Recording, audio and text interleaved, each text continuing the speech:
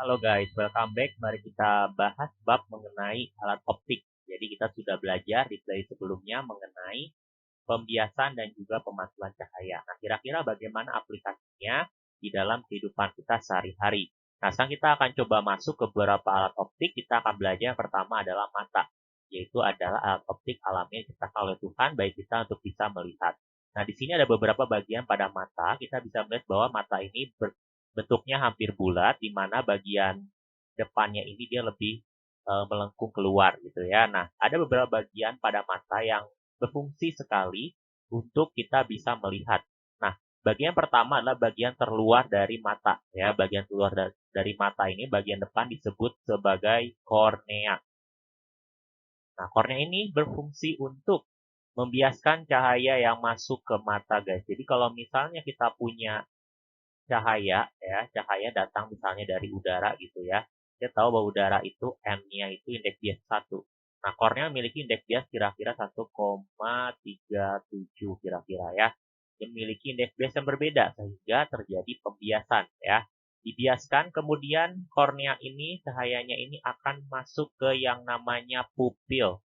Jadi pupil ini itu adalah bukaan guys ya. Jadi bukaan yang berwarna hitam tempat masuknya cahaya. Jadi cahaya ini masuk lewat pupil. Kenapa berwarna hitam? Karena memang tidak ada cahaya yang dipantulkan. Semuanya diserap. Tidak ada yang dipantulkan sehingga dia berwarna hitam.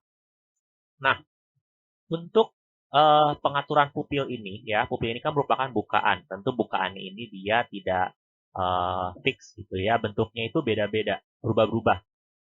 Diatur oleh namanya iris.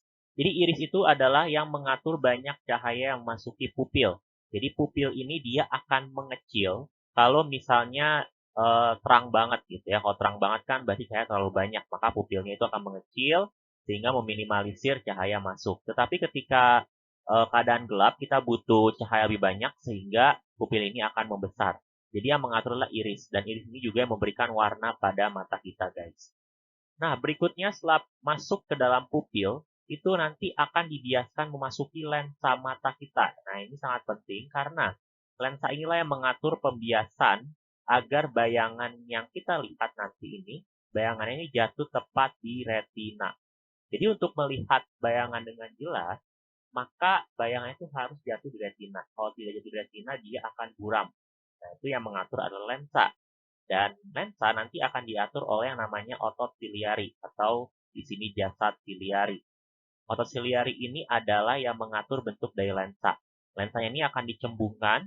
Kalau misalnya kita lihat benda dekat banget, maka mata kita akan fokus, maka dia akan mencembungkan. Tetapi kalau misalnya kita mau lihat benda yang agak jauh, maka eh, lensa kita akan memipih sehingga mata kita dalam keadaan rileks.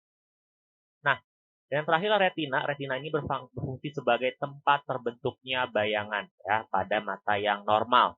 Di mana sifat yang terbentuk pada retina ya, ini tepat di retina, sifat bayangan ini yang pertama nyata karena bisa ditangkap langsung oleh retina nanti, terbalik ya dan diperkecil. Jadi kalau misalnya nanti ya retina terbentuk sifatnya nyata terbalik diperkecil, tetapi nanti dari retina akan dikirimkan sinyal ke saraf optik nanti ke otak, nanti otak akan membalikannya kembali. Ya, jadi kita melihat benda itu nggak kebalik karena memang otak mempersepsinya tidak terbalik.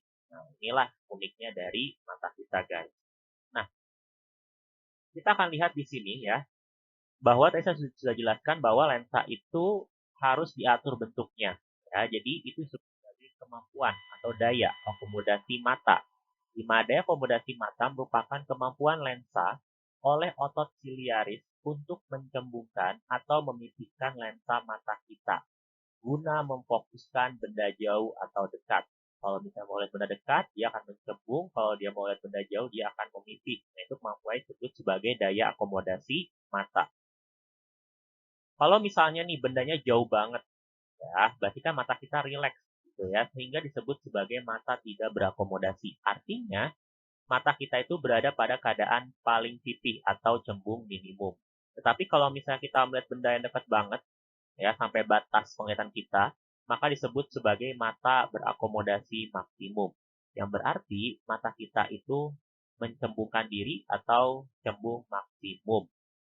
Nah, kita tahu bahwa ada batasan dalam kita melihat, disebut sebagai titik dekat mata dan titik jauh mata. Titik dekat mata atau punktum proximum itu merupakan titik dekat yang paling dekat yang dapat dilihat oleh mata kita dengan jelas saat mata kita berakomodasi maksimum paling fokus. Nah, berarti di sini kita bisa melihat bahwa ada batasan kita untuk melihat dekat. Nah, namanya adalah titik dekat mata atau singkatannya adalah PT, punktum proximum.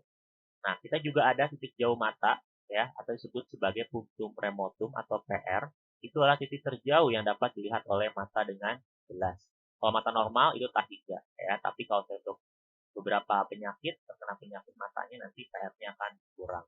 Ini adalah konsep dari mata, dan untuk video selanjutnya kita akan belajar mengenai bagaimana mata normal, mata minus, mata plus, kita akan belajar setelah ini.